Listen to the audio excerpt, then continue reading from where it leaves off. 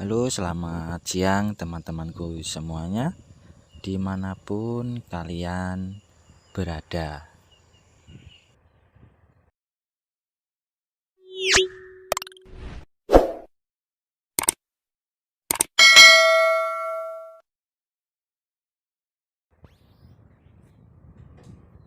Berjumpa kembali bersama channel kesayangan kita ya teman-teman.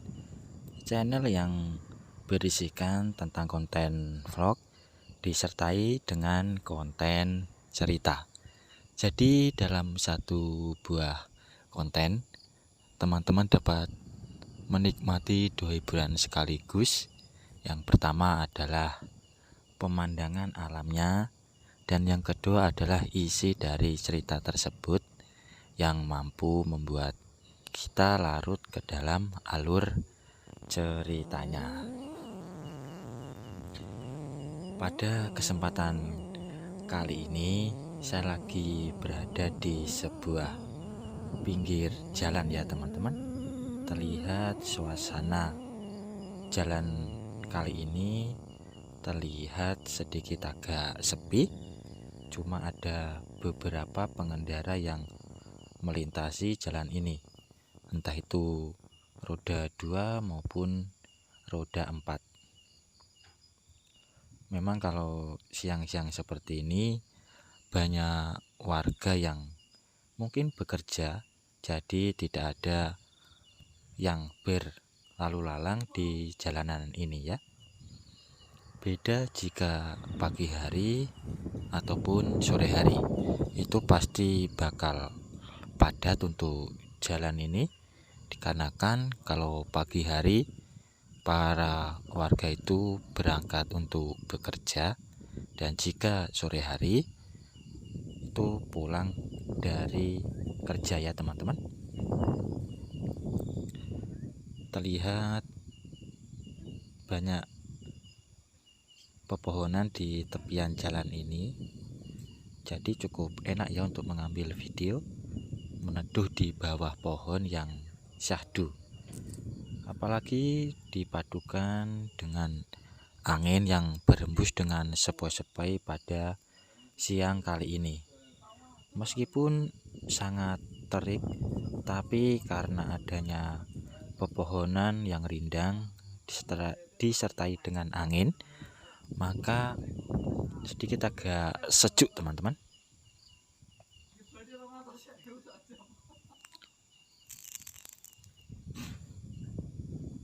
Itu ada bendera merah putih yang masih terpasang di tepian jalan, menandakan mereka itu ikut merasa senang ya, karena negara kecintaan kita itu ulang tahun. Biasanya kalau memasuki bulan Agustus, di setiap rumah itu pasti diberi bendera merah putih. Tidak terkecuali di tepian jalan seperti ini juga banyak ya teman-teman. Nah, di tepi kiri saya ini ada sebuah irigasi dari persawahan, tapi karena musim kemarau, jadi untuk irigasi ini keadaannya kering ya untuk saat ini. Karena untuk sawahnya sendiri di sini tidak ditanami padi, jadi tidak perlu adanya air ya. Kalau musim hujan biasanya akan penuh untuk irigasi tersebut.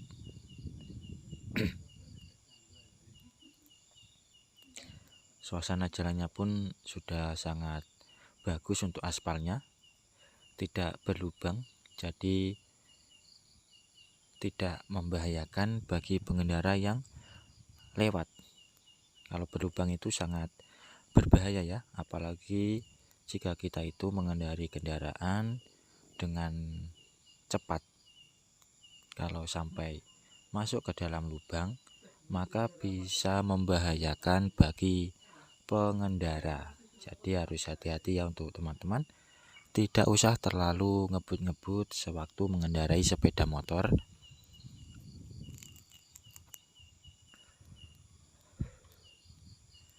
Karena musibah itu tidak ada di kalender. Entah untuk jenis pohon yang ada di tepi jalan ini namanya apa, saya juga kurang tahu. Tapi cukup rindang. Ya seharusnya setiap jalan raya itu di pinggiran itu dikasih pohon ya, supaya tidak terlalu panas teman-teman. Bisa juga membuat udara itu menjadi segar. Dan biasanya jalan ini sewaktu pagi hari juga banyak warga yang sekedar olahraga pagi, entah itu lari ataupun jalan kaki. Dimana sewaktu pagi hari itu udara di sini masih sangat bersih ya teman-teman, tidak tercampur sama polusi. Biasanya itu sekitar jam 5 pagi kalau nggak salah. Dan kebanyakan itu pasti hari Minggu ataupun hari libur lainnya. Entah itu anak muda maupun orang tua yang memanfaatkan jalan ini untuk dijadikan sebagai olahraga pagi. Ya sebelumnya saya ucapkan banyak-banyak terima kasih buat para subscriber saya yang telah mendukung channel ini. Dan bagi yang baru menemukan atau yang masih baru, saya ucapkan selamat datang, salam kenal dan salam hangat. Tetap dukung terus channel ini supaya kedepannya lebih berkembang lagi dan dapat membuat saya lebih bersemangat lagi dalam membuat cerita lainnya yang bertujuan untuk menghibur teman-teman, khususnya di kala senggang, dengan cara subscribe, like, share, dan komen. Dan jangan lupa bunyikan tombol lonceng.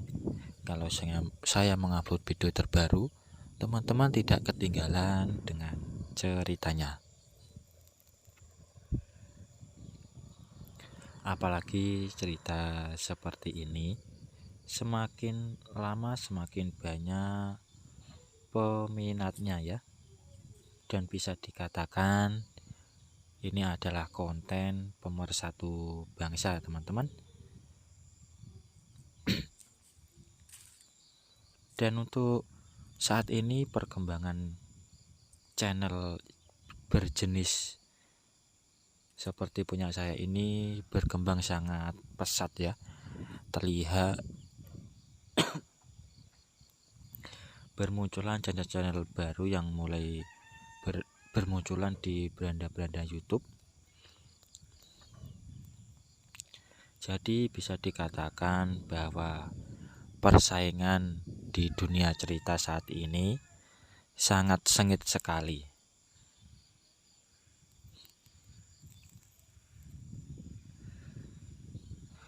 Jadi kalau penayangan mengalami penurunan, ya dianggap wajar saja.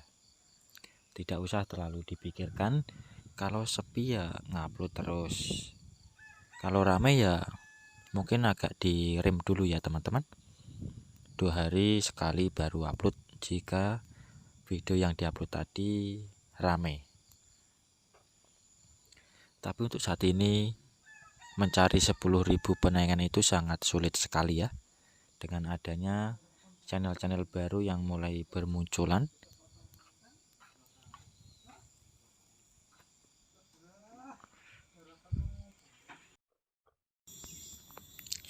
Selain itu, yang tak kalah menarik adalah status spesies tanaman ini yang masih dalam kategori last konser. Pada kategori ini, jumlah tanaman di alam liar atau non liar masih sangat banyak, sehingga kita tak perlu khawatir menebang pohon langka apabila memanfaatkan kayu dari tanaman ini. Keberadaan akasia dengan demikian juga bisa diharapkan menyelamatkan kayu lain yang statusnya rawan eksploitasi. Misalnya saja kayu binong Binong adalah kayu yang menarik, hanya saja kayu ini makin sulit ditemukan di alam liar ataupun pada perkebunan. Perlu perbaikan kualitas kayu akasia meski potensial diolah.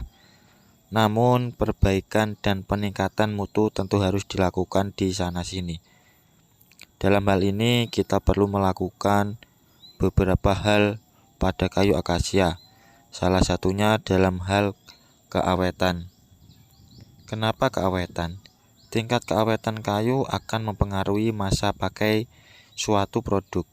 Sebuah kayu yang keawetannya rendah akan menjadi material mebel yang buruk, sebab mebel yang dihasilkan nantinya akan mudah rusak akibat serangan teter atau bubuk, rayap, hingga jamur. Oleh sebab itu, perlu peningkatan keawetan kayu. Caranya bisa dilakukan dengan menerapkan treatment pengawetan. Kayu akasia misalnya merupakan kayu dalam kelas awet 3.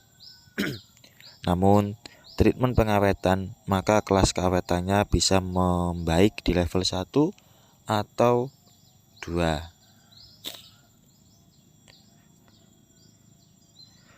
Pastikan saja Anda menerapkan treatment dengan benar. Metode pengawetan sendiri biasanya dilakukan dengan meresapkan obat pengawet, dan kualitas obat pengawet amat berperan dalam hasil pengawetan. Kelebihan penggunaan biocida untuk kayu akasia. Ada banyak keunggulan biocida sebagai pembasmi jamur dibanding produk lainnya. 1. Sangat efektif. 2. Efek proteksi yang jauh lebih lama. 3. Konsentrasi tinggi sehingga penggunaannya menjadi hemat. 4. Tidak menimbulkan efek samping tersendiri seperti membuat kayu jadi sulit dicat. 5. Tersedia secara spesifik pada jamur tertentu sehingga fungsinya optimal dan saling melengkapi. 6. Harga terjangkau dibandingkan dengan kualitas yang ditawarkannya. 7. Mudah digunakan.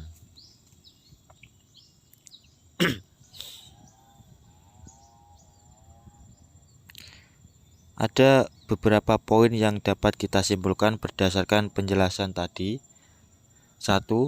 Akasia adalah spesies polong-polongan yang berada dalam kelompok besar tanaman dengan nama genus yang sama. 2. Pohon akasia sering merujuk pada spesies.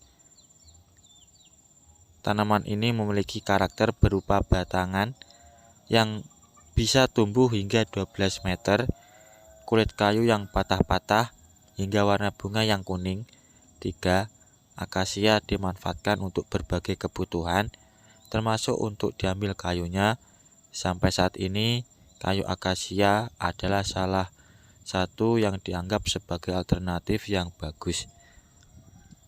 4. Sayangnya meski murah dan memiliki beberapa poin unggulan, namun secara umum kayu akasia bukan merupakan kayu yang awet. 5.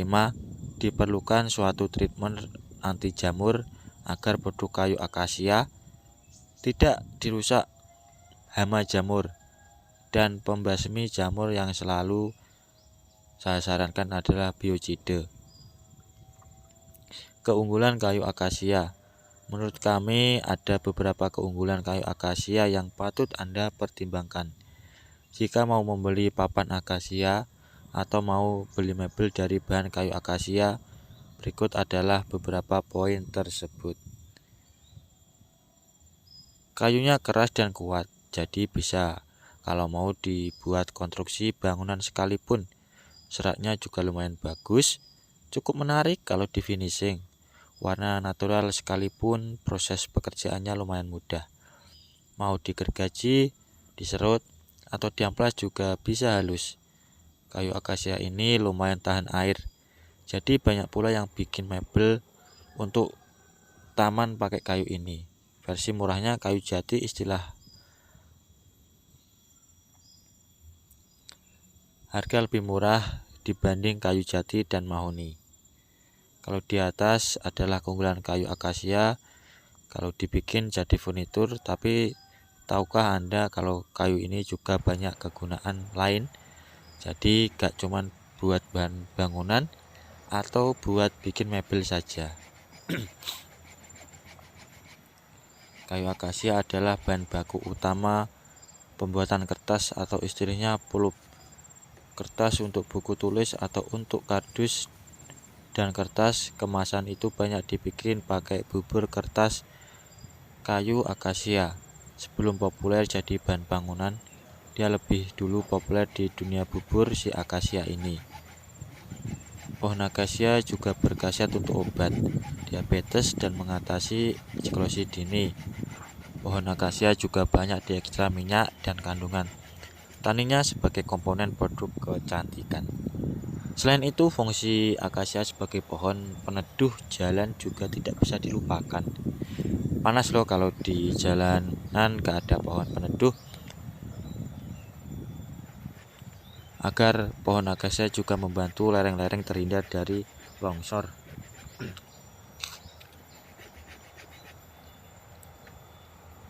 Kelemahan kayu akasia. Kalau kelemahan kayu akasia untuk mebel dari sudut pandang produsen mebel adalah sebagai berikut. Mudah pecah. Coba deh ngatasi kelakuan kayu akasia yang suka membelah diri. Harus ekstra hati-hati dan pintar ngatur kayu dan konstruksinya agar gak pecah terus. Selain pecah, melengkung pola. Lagi harus pintar-pintar ngatur konstruksi kalau gak mau pola terus mebelnya. Mudah diserang hama kayu. Tidak seperti kayu jati yang tahan lama, kayu akasia lebih rentan hama, harus diberi anti hama kayu sejak dini atau habis belah papan langsung diaplikasi keringnya lamanya. Kalau di oven bisa sampai sebulan lebih, sedangkan kayu jati atau mahoni bisa kering dalam waktu 2 mingguan saja. Biar hemat biaya, biasanya pengrajin mebel Jepara menjemur di terik matahari dulu sebelum di oven. Banyak mata kayunya, jelek bagi orang yang tahu kayu. Dari semua kelemahan kayu akasia ini, pecahnya itu yang bikin tobat. Lah meskipun sudah di oven kering saja masih sudah pecah. Apalagi kalau kayu masih basah, langsung dibikin mebel. Dijamin pasti rusak nantinya. Satu-satunya jalan mengatasi masalah pecah belahnya kayu akasia untuk mebel adalah dengan mengatur konstruksi mebel yang hendak kita bikin. Jangan sampai ada kepala kayu yang kelihatan yang memang gak mungkin sih, tapi kami minimkan gitu. Harga kayu akasia harganya naik turun sama seperti kayu-kayu yang lain, namun yang pasti harganya lebih murah dibanding kayu jati atau mahoni. Kalau di Jepara, kayu akasia dijual dalam bentuk log atau gelondong, panjang kebanyakan 2 meter ke atas dengan diameter 20-40 cm.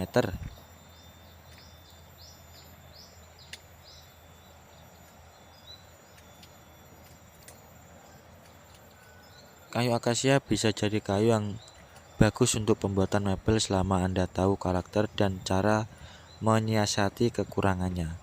Harganya yang murah dan tampilannya yang lumayan bagus bisa jadi penarik hati pembeli. Jika Anda punya pengalaman atau pertanyaan tentang kayu akasia untuk mebel, silahkan ditambahkan di kolom komentar di bawah. Terima kasih sudah mampir di sini dan semoga semua kebaikan selalu bersama kita. Lemari udan semono suwene apa renek anu tuh banjir gede lho. Mosok kali? Paling dhuwur atek sepira udan paling. Daerah dhuwur kan ora nemen. Lek dhuwur nemen kan jelas samber ning kene. Roto paling mambing udan. Kuning balik papan bareng ngono kancaku. Ya padha udan. Terus daerah anu Munjungan weru. Wae nek mandekir masa udan wae.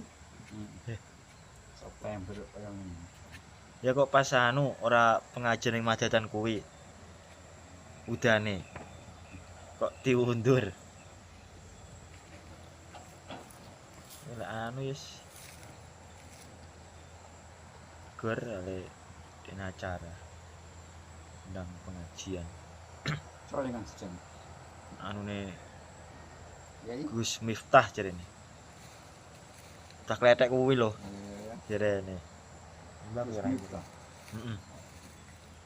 Kayak Miftah. Iya. Ada acara-acarane ucah jamlos. Cak apa? Jamlos. Kan bahasa apa? Ya ucah sing anu kuwi lho ngaji-ngaji. Pengajian opo-opo ngono iki lho. Dian kok melu biasane. Sing ngono kae lho. Rumah dia. Mulai pindah nang pos kene. Enjo.